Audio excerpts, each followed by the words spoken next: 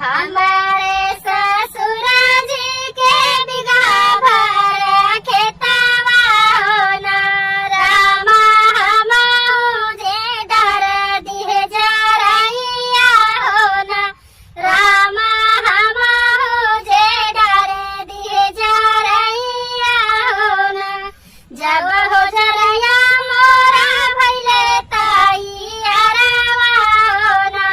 रामा केहू नाही रोपनी करावे होना रामा केहू नाही रोपनी करावे होना जरई तैयार है के तो धान बैठावे वाला अब तो धान बैठावत के आगे सुने आप लोगन हमारे अपने ससुरावा से आवे ना नदिया होना रामा संगवा में आवे ना धोइया होना रामा संगवा में आवे ना धोइया होना सरहज हमारा रोपैबे तोहरो धनवा होना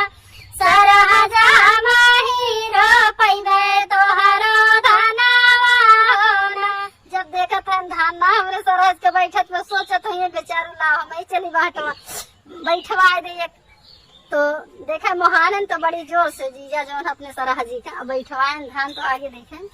धानवा रोपी के